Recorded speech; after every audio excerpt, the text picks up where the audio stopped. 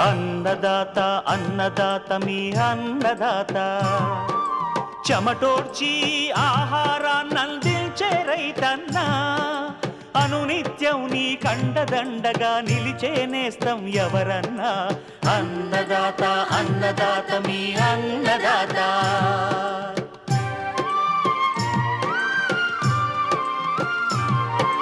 నూతన రీతుల సాగుబడికి నూరింతలు పెరిగే దిగుబడికి సూచనలిచ్చే సస్య రక్షణకు పశు పోషణకి శాస్త్ర విజ్ఞానం అందించి ముందుకు నడిపే తెలుగు రైతు భారతదేశానికి మకుటం అయ్యేలా తీర్చిదిద్దే ఆశయంతో మిమ్ము మేలు కొలిపేది అన్నదాత అన్నదాత అన్నదాత మీ అన్నదాత అన్నదాత అన్నదాత మీ అన్నదాత.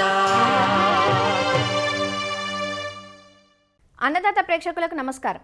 ఈనాటి ముఖ్యాంశాలు: ఖరీఫ్ వరిలో గింజ మచ్చ తెగులు నివారణ, కొత్తిమీర సాగులో యాజమాన్యం,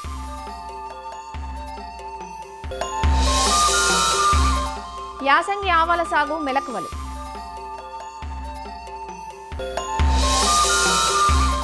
ఇంకా జై కిసాన్ వ్యవసాయ సమాచారం.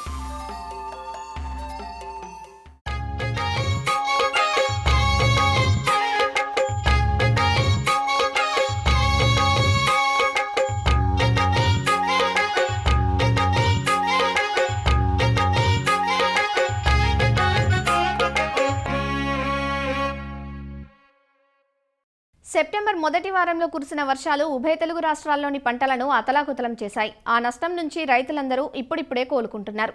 ముందుగా విత్తిన వరి పైరు ఇప్పుడు పూత ఈనిక దశలో ఉండగా ఇప్పుడు కొన్ని చోట్ల కురుస్తున్న వర్షాలకు పంటకు గింజమచ్చ సోకే అవకాశం ఉంది.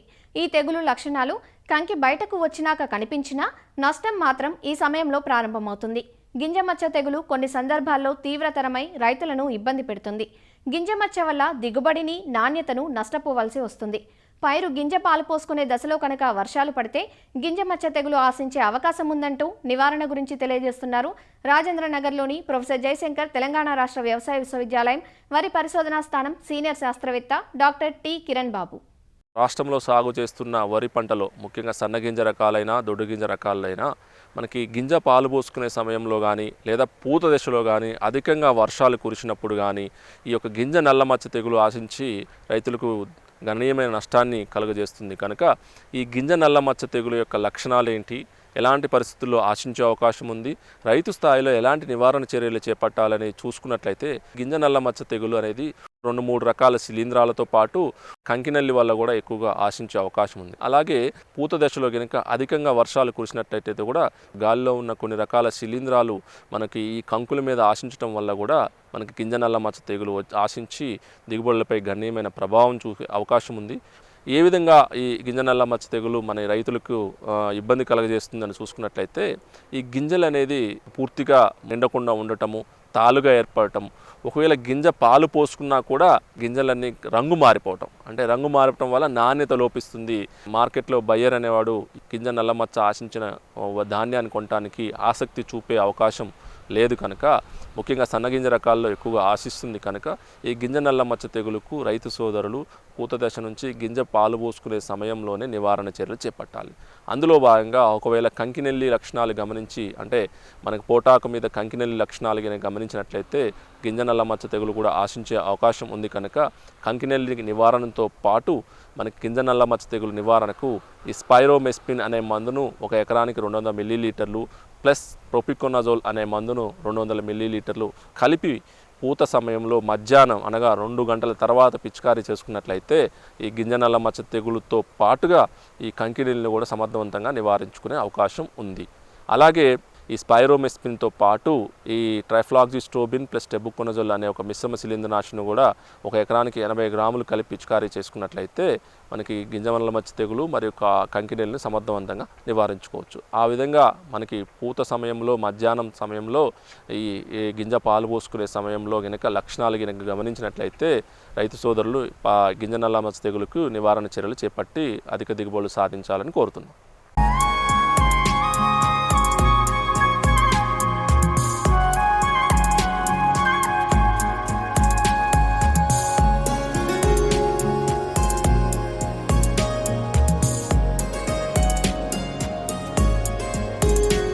చలి వాతావరణంలో సాగు చేసుకోదగ్గ నూనె గింజల పంట ఆవాలు. యాసంగిలో వరికి ప్రత్యామ్నాయంగా, అలాగే వానాకాలం స్వల్పకాలిక పంటల తర్వాత ఆవ పంటను సాగు చేసుకోవచ్చు. 100 నుంచి 120 రోజుల కాలపరిమితి కలిగి తక్కువ ఖర్చుతో పంట చేతికంది వస్తుంది. సాగులో సమస్యలు కూడా పెద్దగా లేకపోవడం, పొలం గట్లపై సాగు చేసుకునే వీలు వంటి సానుకూలతలతో రైతులు ఆవ సాగుకు మొగ్గుతున్నారు. అక్టోబర్ మొదటి పక్షం నుండి నవంబర్ మొదటి పక్షం వరకు ఆవాలను విత్తుకోవడానికి అనువైన సమయం. యాజమాన్యంలో సమగ్ర పద్ధతులను ఆచరణలో పెట్టడం వల్ల మంచి దిగుబడులు పొందే అవకాశం ఉందంటూ యాసంగి ఆవాల సాగుకు అనువైన రకాలు, పాటించాల్సిన యాజమాన్యం గురించి వివరిస్తున్నారు ప్రొఫెసర్ జయశంకర్, తెలంగాణ రాష్ట్ర వ్యవసాయ విశ్వవిద్యాలయం, నాగర్ కర్నూలు జిల్లా పాలెం ప్రాంతీయ వ్యవసాయ పరిశోధనా స్థానం శాస్త్రవేత్త డాక్టర్ కె శ్రీధర్. మన భారతదేశంలో సాగు చేస్తున్న నూనె గింజ పంటల్లో ఆవాలు అనేది కూడా ఒక ముఖ్యమైన పంటగా మనం చెప్పవచ్చు. ముఖ్యంగా భారతదేశం కాకుండా ప్రపంచవ్యాప్తంగా చూసినట్లయితే ఇది 3వ అతి ప్రధానమైన నూనె గింజల పంట. అలాగే విత్తే సమయం విషయానికి వచ్చినట్లయితే మనకు ముఖ్యంగా ఓన్లీ యాసంగి కాలంలోనే ఆవాలు సాగు అనేది చేపడుతూ ఉంటారు. ఈ అక్టోబర్ మొదటి పక్షం నుంచి నవంబర్ మొదటి పక్షం వరకు కూడా మనము ఈ ఆవాల పంటను విత్తుకున్నట్లయితే మనకు దిగుబడులు అనేవి తగ్గకుండా మనకు పొందవచ్చు. ఈ ఆవాల సాగులో మనకు అనుకూలమైన నేలలు కనుక మనం చూసినట్లయితే ఈ ఆవాలను ముఖ్యంగా కొంచెం నల్లరేగడి నేలల్లో ఎక్కువగా సాగు చేస్తుంటారు.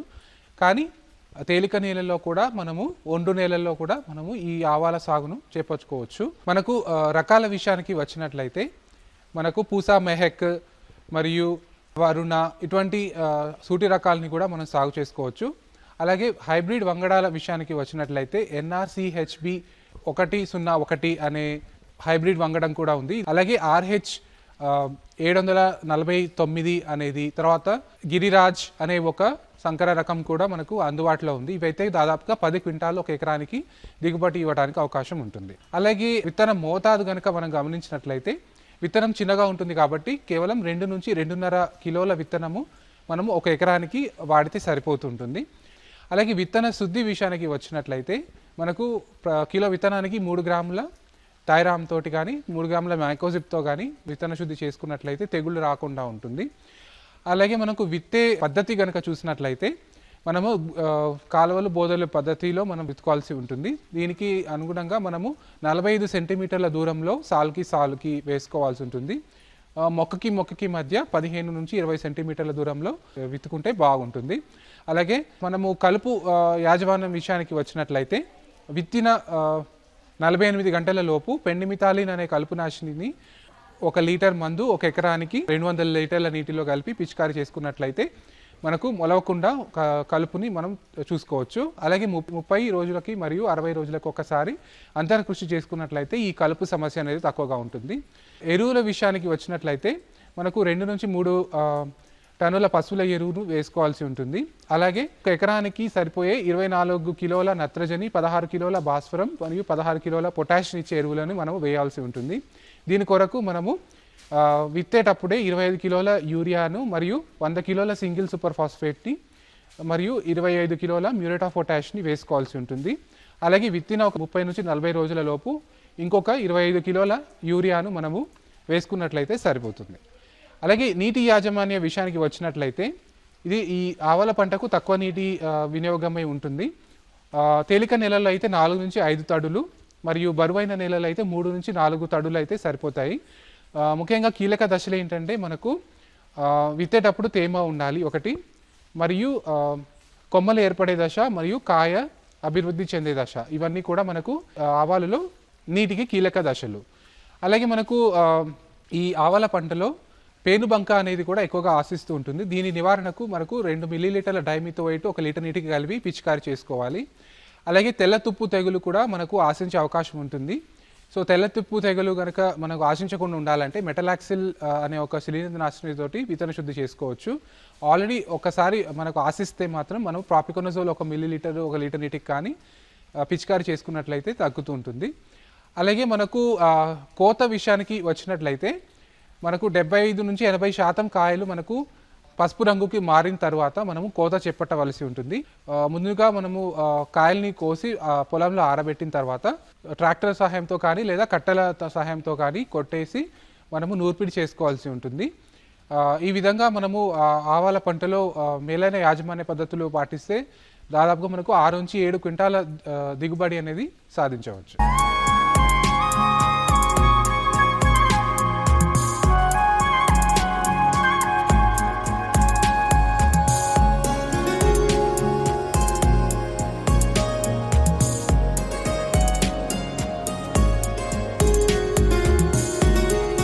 అధిక ఆదాయాన్నిచ్చే ఆకుకూరగా వాడుకలో ఉంది కొత్తిమీర. కూరలకు సువాసనను ఆపాదించి పెట్టడంలో కొత్తిమీరది ప్రథమ స్థానం. అందుకే కొత్తిమీరకు అంత గిరాకీ. ధనియం కోసం అక్టోబర్లో విత్తుకుంటారు గాని ఆకు కోసం వేసవి 2 నెలలు తప్ప ఏడాదంతా విత్తుకుంటారు. శీతాకాలం మొక్క పెరుగుదలకు అనువుగా ఉండటంతో పాటు మేలైన ఆకు దిగుబడిని అందిస్తుంది. అందుకే రైతులు అక్టోబర్ మొదలుకొని ఫిబ్రవరి వరకు దఫదఫాలుగా కొత్తిమీరను సాగు చేసి ఆదాయాన్ని ఆర్జిస్తుంటారు.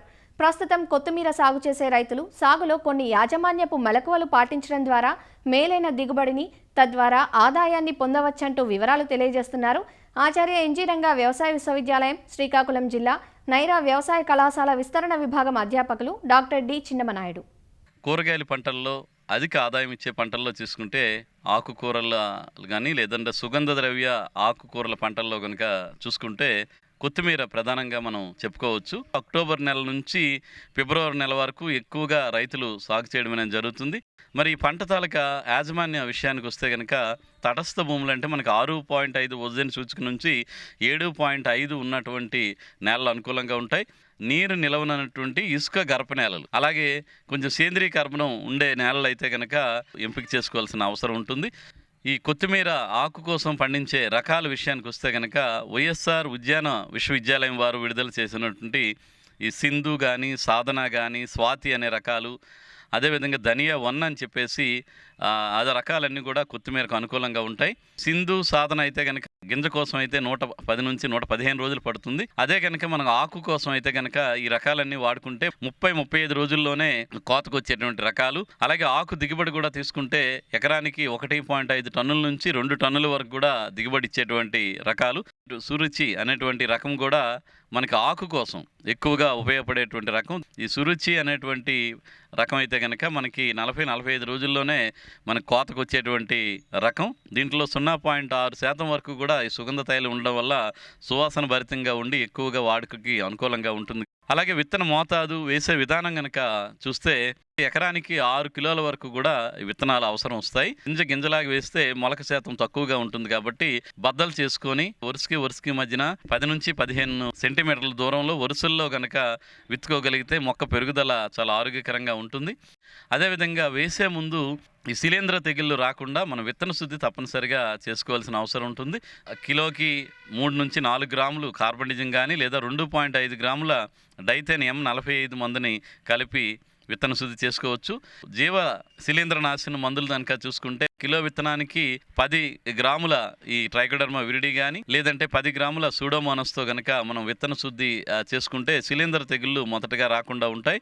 పొలం తయారీ విషయంకి వస్తే కనుక 30-35 రోజుల్లోనే పంట కోతకు వచ్చే విధంగా మనం వేస్తాం కాబట్టి మడులు కట్టుకుంటే కనుక బాగుంటుంది. మడి తాలూకా పొడవు, విస్తీర్ణం అంతా కూడా మనకుండేటువంటి సాగు విస్తీర్ణాన్ని బట్టి మనం చేసుకోవచ్చు. మనం చూసుకుంటే కనుక 2 మీటర్ల వెడల్పు, ఒక 10-15 నుంచి 20 మీటర్లు పొడవు వచ్చే విధంగా మడులు కనుక తయారు చేసుకొని గట్లు వేసుకొని చేసుకుంటే నీటి యాజమాన్యం కూడా చాలా సులువవుతుంది. అదేవిధంగా మడులుగా కట్టుకొని వేసినప్పుడు మనం స్టాగర్డ్ సోయింగ్ అంటాం. అంటే ఒకేసారి 1 ఎకరం వేయాలనుకునే రైతులు ఒకేసారి 1 ఎకరం వేయకుండా పావు ఎకరా ఒకసారి, 10 సెంట్లు ఒకసారి, మళ్ళీ పావు ఎకరా ఒకసారి, ఇలా కనుక వారం వ్యవధిలో కానీ లేదా 3 నుంచి 4 రోజుల వ్యవధిలో కనుక వేసుకుంటే ఈ విధంగా మనకు నిరంతరం కోతలు రావడం జరుగుతూ ఉంటుంది. ఎరువుల యాజమాన్య విషయానికి వస్తే వీలైనంత వరకు సేంద్రియ ఎరువులు ఎక్కువగా వేసుకుంటే బాగుంటుంది. 1 ఎకరానికి సుమారుగా 10 టన్నుల వరకు పశువుల గత్తం వేసుకోవాలి. పొలం తయారీ చేసినప్పుడు సింగిల్ సూపర్ ఫాస్ఫేట్ అయితే కనుక 100 కేజీలు భాస్వరం ఎరువుని అందించుకోవాలి. అదేవిధంగా 20 నుంచి 25 కిలోల వరకు కూడా యూరియాని మనం చివరి దుక్కులోనే వేసుకొని కలిగి దున్న తర్వాత పొలం తయారు చేసుకుని మడులుగా తయారు చేసుకోవాలి. తదుపరి మరలా మనకి 20-25 రోజులు ఆ సమయంలో మళ్ళీ పైపాటుగా ఒకసారి మొక్క పెరుగుదలను చూసుకొని 10 నుంచి 12 కేజీల యూరియా, ఒక 8 నుంచి 10 కిలోల పొటాష్ కనుక వేసుకోగలిగితే ఆకు నాణ్యత కూడా పెరగడానికి పొటాష్ ఎరువు దోహదం పడుతుంది. సేంద్రియ ఎరువులు ఎక్కువగా వాడిన దగ్గర ఈ సూక్ష్మ పోషక లోపాలు ఉండవు. కానీ నేల స్వభావాన్ని బట్టి ధాతు లోపాలు కనుక వస్తే మల్టీప్లెక్స్ లాంటివి కానీ, ఎగ్రోమిన్ మ్యాక్స్ కానీ, లేకపోతే జింకు, నత్రజని, మాలిబ్నము, కాపరు ఇలాంటివి అన్నీ కలిసినటువంటి మిశ్రమ సూక్ష్మధాతు పోషకాలు కూడా ఇప్పుడు లభ్యమవుతున్నాయి. అవి అయితే కనుక 2.5 నుంచి 3 గ్రాములు 1 లీటర్ నీటికి కలిపి సాయంత్రం సమయాల్లో కనుక పిచికారీ చేసుకుంటే మనకి మొక్క ఆరోగ్యంగా పెరగడానికి అవకాశం ఉంటుంది. ఒకవేళ పైపాటుగా ఎరువులు కనుక వేసుకోలేని పరిస్థితిలో మనకి పైపాటుగా నీటిలో కరిగేటువంటి ఎరువులు 319 కానీ లేదంటే 13-0-45 కానీ లీటర్ నీటికి 5 గ్రాముల చొప్పున కలిపి 12-15 రోజుల మధ్యలో ఒకసారి మనం పిచికారీ చేసుకోగలిగితే మొక్క పెరుగుదల చాలా ఆరోగ్యంగా ఉండి మంచి దిగుబడి రావడానికి అవకాశం ఉంటుంది. మరి ఇందులో చీడపీడల విషయానికి వస్తే రసం పీల్చే పురుగులు రావడానికి అవకాశం ఉంటుంది. మనం గమనించుకొని 12-15 రోజుల మధ్యలోనే ఒకసారి వేప నూనె 5 మిల్లీలీటర్లు 1 లీటర్ నీటి చొప్పున కలిపి పిచికారీ చేసుకోవడం ద్వారా ముందు జాగ్రత్తగానే మనకి రసం పీల్చి పురుగులు రాకుండా ఉంటాయి. తెల్లదోమ కనుక ఎక్కువగా ఉంటే కనుక మనం ఈ కొత్తిమీర పొలాల్లోనే ఈ జిగురు అట్టలు, పసుపు జిగురు అట్టలు కనుక మనకి ఎకరానికి 15 నుంచి 20 వరకు కనుక పెడితే ఈ తెల్లదోమలు ఈ పసుపు జిగురు అట్టలకి అతుక్కొని కొంతవరకు తెల్లదోమతలకు ఉధృతి తగ్గడానికి అవకాశం ఉంటుంది. ఈ రసం పీల్చే పురుగుల ఉధృతి నుంచి మనం కొత్తిమీరను కాపాడుకొని మంచి నాణ్యమైనటువంటి ఆకు దిగుబడి తీసుకోవడానికి అవకాశం ఉంటుంది. తక్కువ కాలంలోనే ఎక్కువ లాభాలు ఆర్జించే పంట కాబట్టి ఈ జాగ్రత్తలు పాటించి వేసుకోగలిగితే కొత్తిమీర నుంచి ఎక్కువ నికరాదాయం తీసుకోవడానికి అవకాశం ఉంటుంది.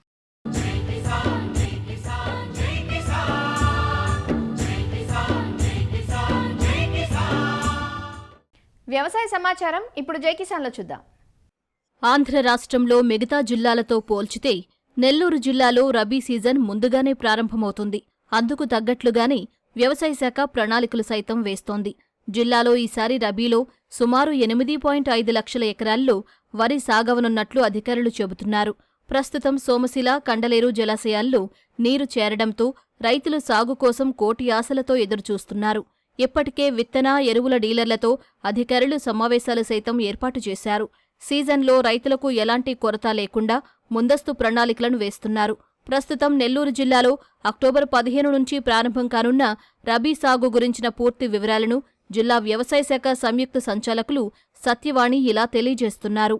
ధాన్యాగారంగా పేరున్న నెల్లూరు జిల్లాలో రబీ సీజన్ ప్రధానమైంది. దాదాపు 8,50,000 ఎకరాలకు పైగా ఇక్కడ వరి సాగు అవుతుంది.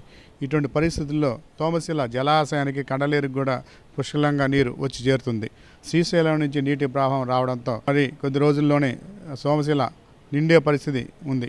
అయితే ఇటువంటి పరిస్థితుల్లో వర్షాలు కూడా నెల్లూరు జిల్లాలకి ఇదే సమయంలో వచ్చే అవకాశం కూడా ఉంది. రబీ సాగుకి రైతులు కూడా సన్నద్ధం అవుతున్నారు. నెల్లూరు జిల్లాలో రబీ సాగు పరిస్థితుల మీద జిల్లా వ్యవసాయ అధికారి సత్యవాణి గారు ఉన్నారు. వారిని అడిగి తెలుసుకుందాం. మన నెల్లూరు జిల్లా ప్రధానమంత్రి రబీ సాగు ఎప్పటి నుంచి ప్రారంభం అవుతుంది? నెల్లూరు జిల్లాలో రబీ సాగు అక్టోబర్ నుంచి స్టార్ట్ అవుతుందండి. ఎందుకంటే మనకి నార్త్ ఈస్ట్ మాన్సూన్స్ అక్టోబర్లో మొదలవుతాయి. జనరల్గా కొంత అప్లాండ్ ఏరియాస్ అంటే వింజమూరు, కందుకూరు, ఉదయగిరి ఏరియాల్లో మనకి సెప్టెంబర్ చివరి వారం నుంచి బ్లాక్ గ్రాము, గ్రీన్ గ్రాము ఇట్లాంటి సోయింగ్ స్టార్ట్ అవుతాయి. కాబట్టి ఆల్రెడీ డిపార్ట్మెంట్ మన గవర్నమెంట్ పర్మిషన్ తీసుకొని వాళ్ళకి ఒక 400 క్వింటాల్స్ బ్లాక్ గ్రామ్ కూడా మనం అక్కడ పొజిషన్ చేయటం జరిగింది. మనకి వరి నార్మళ్ళు మాత్రము అక్టోబర్ 15 నుంచి మొదలు పెడతారు. అంటే వెరైటీ బట్టి బీపీటీ 5204 అంటే కొంచెం 125 డేస్ డ్యూరేషన్తో ఉంటుంది కాబట్టి అది కొంచెం ముందు నార్లు పోసుకుంటారు. మిగతా ఈ షార్ట్ డ్యూరేషన్ వెరైటీస్ అన్నీ అక్టోబర్ చివరి దాకా నార్లు పోసుకుంటూ ఉంటారు. 80,000 క్వింటాళ్ళు మనకు అవసరం అవుతుందని లెక్క చేయడం జరిగింది. ఎందుకంటే 5 లక్షల ఎకరాలు పడే అవకాశం ఉంది కాబట్టి దాంట్లో 50% మన రైతులు తమ దగ్గర ఉన్న సీడ్ వాడుకుంటారు. మిగతా ఒక 20-30% మన ప్రైవేట్ డీలర్స్ దగ్గర ప్రాసెసింగ్ యూనిట్లు ఉన్నాయి.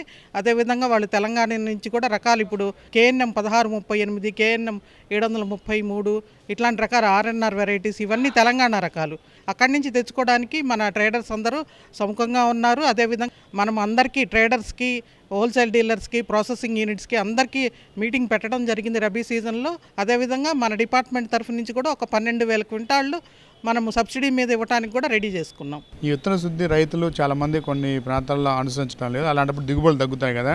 మీరు ఇచ్చే విత్తనాలు పూర్తిగా దాదాపు 30-40% మాత్రం సరిపోతాయి. రైతుల వద్ద ఉన్న విత్తనాలను ఎలా మీరు ఏ విధంగా చేయాలని చెప్పి ఇస్తున్నారు?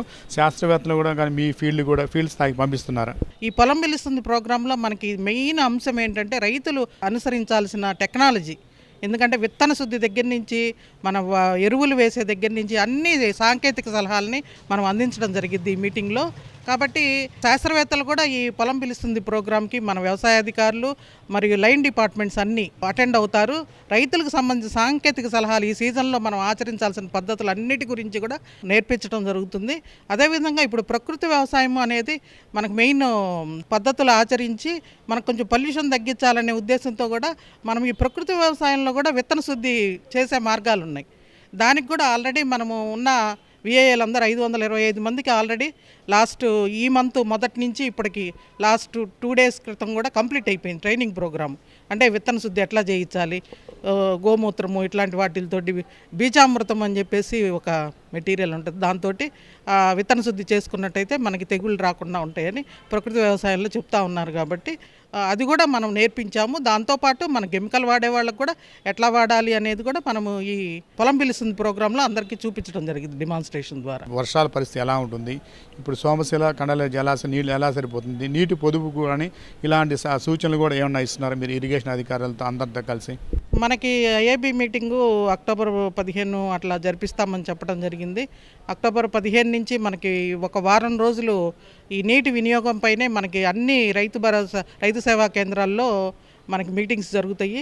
దీంతోపాటు మనకి రకాల గురించి తర్వాత అన్నిటి గురించి కూడా ఒక వారం రోజులు మేము ట్రైనింగ్ ప్రోగ్రామ్స్ అరేంజ్ చేస్తున్నాము. ఒకేసారి ఈ విత్తనాలు రైతులందరికీ కూడా చేరడం అనేది పెద్ద దాదాపు 8 లక్షల పైన ఎకరాల్లో వేస్తారు. ఇది ఎలా మీరు ఒకేసారి రైతులకు అందించగలుగుతారు తక్కువ టైంలో? అదేవిధంగా ఎరువుల పరిస్థితి కూడా ఎలా ఉంది? విత్తనాలు మనకి ఎప్పుడు సమస్య ఉండదండి. ఎందుకంటే మనకి 15 దాకా ప్రాసెసింగ్ యూనిట్స్ ఉన్నాయి జిల్లాలో. వాళ్ళు ప్రాసెసింగ్ చేసుకొని వాళ్ళు రెడీగా ఉంటారు. కావాల్సిన విత్తనం అంతా మనకి సప్లై చేయడానికి మనకి సిద్ధంగా ఉంటుంది. ఎప్పుడు మన విత్తనాల కొరత అనేది మనకి ఎప్పుడు ఉండదు. కాకపోతే మంచి క్వాలిటీ విత్తనం అందించాలనేదే మన తాపత్రయం. అదేవిధంగా ఎరువులు విషయానికి వచ్చేసరికి కూడా దాదాపు మనము 5 లక్షల ఎకరాలు రబీలో క్రాప్ పడిద్ది మనకి. తర్వాత ఒక 70,000 ఎకరాలు హార్టికల్చర్ కింద ఉంది. అదేవిధంగా మనకు ఒక 70,000 మిగతా సోషల్ ఫారెస్ట్రీ కింద ఉంది. మనకి దాదాపు 6.5 నుంచి 7 లక్షల ఎకరాలకి మనము ఎరువులు అందించడానికి ప్రణాళిక అనేది సిద్ధంగా ఉంది. దాని ప్రకారం మనం కమిషనరేట్కి ఆల్రెడీ సప్లై ప్లాన్ పంపించడం జరిగింది. ఆల్రెడీ మన దగ్గర 35,000 మెట్రిక్ టన్నులు అన్ని రకాల ఎరువులు ఉన్నాయి ప్రస్తుతం. అంటే ఇప్పుడు ఏం స్టాండింగ్ క్రాప్ లేదు మనకి, ఒక హార్టికల్చర్ క్రాప్స్కి వీటికే వేస్తున్నారు. కానీ ఒక 10,000 మెట్రిక్ టన్నులు యూరియా ఉంది. మిగతా ఎన్ని కలిపి 35,000 మెట్రిక్ టన్నులు మనకి ఈరోజు పొజిషన్ ఉంది మన జిల్లాలో. పచ్చిరొట్ట ఎరువులు కూడా మనం 8,000 క్వింటాళ్ళు మనం ఆల్రెడీ అందించడం జరిగింది. అదేవిధంగా మనకి ఈ నవధాన్యాలు అని 5,000 కిట్లు కూడా ఇచ్చామన్నమాట రైతులకి. ఈసారి ఖరీఫ్ పంట లేకపోవడం వల్ల చాలామంది రైతులు దీనివైపు వెళ్ళారు. గ్రీన్ మెన్యూర్ సీడ్ మనకు వచ్చినంత వరకు మనం సప్లై చేస్తాం వీలైనంత వరకు. సారవంతమైన పొలంతో పాటు మనము 23,300 సాయిల్ శాంపిల్స్ కూడా తీసాం మనం ఈ సంవత్సరం మే నుంచి. అవి కూడా ఎనాలిసిస్ జరుగుతూ ఉంది. ఆల్రెడీ 7,000 అయిపోయినాయి. అవి వచ్చినట్టు మనము పొలం పిలుస్తుంది ప్రోగ్రాంలో రైతులకు ఇవ్వడం జరిగింది. పంట వేసే లోపల ఇవ్వాలనేదే మా టార్గెట్. అది కంప్లీట్ అయితే ప్రతి ఒక్క రైతు వాళ్ళ పొలాల్లో ఏదైనా లోపాలు ఉన్నట్టయితే ఏమి సరి చేసుకోవాలనే దాని మీద కూడా రైతులకి ఖచ్చితంగా మేము తెలియజేస్తాము. అదేవిధంగా వాళ్ళకు అనుకూలంగా ఉండే రకాలు, మంచి రేటు వచ్చే రకాలని ఎన్నుకొని వేసుకోవాలి. పక్క వాళ్ళు ఏం వేస్తారో మనము అదే వేసే ఉద్దేశంతో వెళ్ళిపోతున్నారు. కానీ వాళ్ళకంటూ నిర్ణయాలు రైతులు తీసుకోలేకపోతున్నారు. బట్ మనకి లాస్ట్ ఇయర్ ఉన్న వెరైటీలు మంచి దిగుబడి వచ్చినాయి, మంచి రేటు కూడా వచ్చింది. కాబట్టి కొత్త రకాలకే ప్రిఫరెన్స్ ఇస్తూ ఉన్నారు. యంత్ర పరికరాలు ఇంకా ప్రోగ్రాము గైడ్లైన్స్ ప్రిపేర్ అవుతున్నాయండి. రాగానే రైతులకి ఇండెంట్లు తీసుకొని అందిస్తాం. కొద్ది రోజుల్లోనే ఐఏబీ సమావేశం నిర్వహిస్తారు. ఈ సమావేశంలో ప్రజాప్రతినిధులు, జిల్లా అధికారులు అందరూ కూడా రైతులతో కలిసి ఒక సమావేశంలో నిర్ణయం అనేది తీసుకుంటారు. ఈసారి రబీకి సంబంధించి అన్ని పరిస్థితులు కూడా అనుకూలంగా ఉన్నందువల్ల రబీకి ఎటువంటి సాగునీటి సమస్య రాదని కూడా చెప్తున్నారు. నెల్లూరు నుంచి కెమెరామన్ సూర్యప్రకాష్తో రాజారావు, ఈటీవీ న్యూస్. మరిన్ని విభిన్న అంశాలతో రేపటి అన్నదాతలో మళ్ళీ కలుసుకుందాం. అంతవరకు సెలవు, నమస్కారం. అన్నదాతలు తమ సందేహాలు సమస్యలను 1800 టోల్ ఫ్రీ నెంబర్లో ఉదయం 10 గంటల నుంచి 11 గంటల మధ్య పని దినాలలో సంప్రదించగలరు. ఈ కార్యక్రమాన్ని యూట్యూబ్లో www.youtube.com/అన్నదాత-ఈటీవీ లింక్ ద్వారా వీక్షించవచ్చు. అన్నదాత కథనాలు ఈటీవీ విన్ మొబైల్ యాప్లో వీక్షించండి.